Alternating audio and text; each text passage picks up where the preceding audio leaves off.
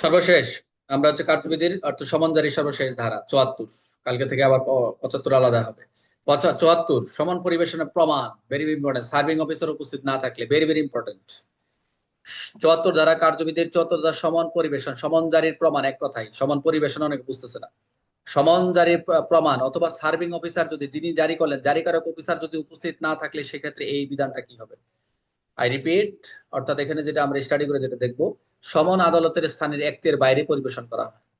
সমান আদালতের স্থানীয় এখতিয়ারের বাইরে যখন পরিবেশন করা হয়, অথবা যে কর্মকর্তা, আপনি, আমি, নাজমুল, তালিম, অ্যাভেলেবেল যারা যারা কাজ করেন, তিনি শুনানির দিন আদালতে উপস্থিত না থাকেন। এখন যিনি জারি করছেন, রফিক জারি করছে, নাজমুল করছে, আমি করছি, তাহলে এই যদি আপনি আদালতে জারির দিন যদি শুনানি উপস্থিত না থাকেন, তাহলে সমান পরিবেশন প্রমাণ হিসেবে কি কি দলিল গ্রহণযোগ্য হবে?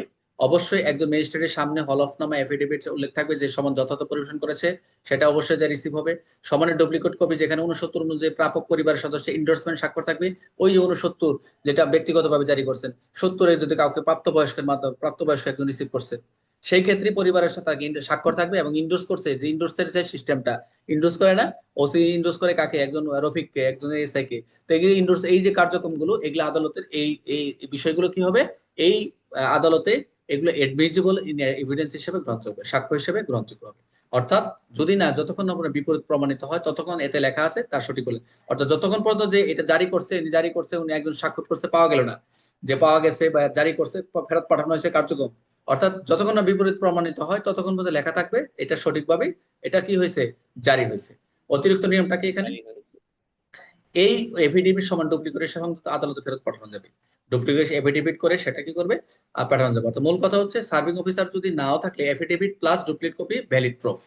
এটা যে ভ্যালিড হবে, এটাই বলছে যে আপনি সার্ভিং অফিসার যদি না থাকে তাহলে এটা এফিডেভিট, তারপর হচ্ছে ডুপ্লিকেট কপি, আর ইজিক্যাল টু কি ভ্যালিড প্রুফ হিসেবে সমানজারি প্রমাণ হিসেবে গ্রহণ করবে। উদাহরণটা কি? ঢাকার একটি আদালতের সমন খুলনায় পরিবেশন হয়েছে, ঢাকার একটা সমন খুলনায় পরিবেশন হয়েছে, হতে পারে ঢাকায় আমি জারি করে খুলনায় পাঠাইছি। শোনার দিন সে পুলিশ কর্মকর্তা সমান পরিবেশন করেছিলেন, তিনি আদালতে আসতে পারেন নাই কোনোভাবে। এই ক্ষেত্রে খুলনার ম্যাজিস্ট্রেটের সামনে করা হলফনামা এবং স্বাক্ষরযুক্ত সমনের যে ডুপ্লিকেট কপি আদালতের পাঠানো হলে সেটাই কি হবে? সমন জারির যথেষ্ট প্রমাণ হিসেবে গ্রহণযোগ্য হবে, যেটা হচ্ছে ৭৪ অনুযায়ী কি বৈধ। তাহলে আমরা এমসিকিউ থেকে, সার্ভিং অফিসার শুনানিতে উপস্থিত না থাকলে কি প্রমাণ গ্রহণযোগ্য হবে? সেটা হচ্ছে হলফনামা। এফিডেভিট কার কার সামনে করতে হবে? অবশ্যই ম্যাজিস্ট্রেটের সামনে। এফিডেভিট কি সংযুক্ত করা হবে? সমনের ডুপ্লিকেট কপি। বিপরীত প্রমাণ না হওয়া পর্যন্ত এফিডেভিট বক্তব্য কি হিসেবে গ্রহণযোগ্য হবে? সেটা হচ্ছে সঠিক। ৭৪ প্রধানত কোন বিষয় বলা হয়েছে? সমান পরিবেশের প্রমাণ বা সমান জারির প্রমাণের কথা ৭৪ বলছে। সমান জারির প্রমাণ অর্থাৎ শর্টকাটে যেটা আমরা দেখলাম, officer absent, affidavit plus duplicate is equal to probability হিসেবে গ্রহণযোগ্য। এই ছিল মোটামুটি আমাদের সমান। আমরা মোটামুটি আর কিছু নাই, আর কিছু দেখা যায় নাকি? আরো আছে? একদম চলে আসছি ৭৪ পর্যন্ত শেষ। এখন আমি একজনকে ধরি দেখি, ৬৯ থেকে ৬৮ থেকে ৭৪ পর্যন্ত কে বলতে পারবেন? ৬৮তে সমান পড়লাম, শুধু সমানে আমরা কয়েকটি দিক বা বৈশিষ্ট্য পড়েছি। সমানে দুই দুই কপি লিখিত হতে হবে এবং কি হতে, বিচারক কর্তৃক স্বাক্ষরিত হবে, প্রিজাইডিং অফিসার কর্তৃক। আর কি কি দেখলাম? স্বাক্ষর সিল থাকতে হবে, তাই তো। ৬৯ হচ্ছে সমন জারিটা কিভাবে জারি করবেন, সমন জারিটা কিভাবে জারি করবেন। এখানে তিনটা চারটা বিষয় বললাম। ব্যক্তি সমান পরিবেশন করলেন ব্যক্তিগতভাবে, তারপর তার প্রাপ্ত স্বাক্ষর নিলেন। ৩ নম্বর হচ্ছে কোন কোম্পানির প্রতিষ্ঠান যদি হয়ে থাকে।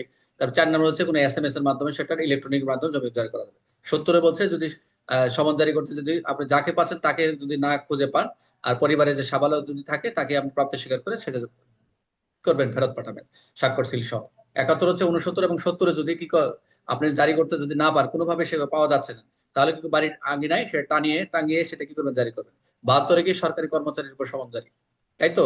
সরকারি কর্মচারীর উপর সমন জারি প্রধান, অফিস প্রধান বরাবর সেটা জারি করে পরবর্তী যে কার্যক্রমগুলো ৬৯ মতো সে বিধান প্রয়োগ করে সেটা ফেরত পাঠাবে ডাকযোগে বা যেটাই হোক।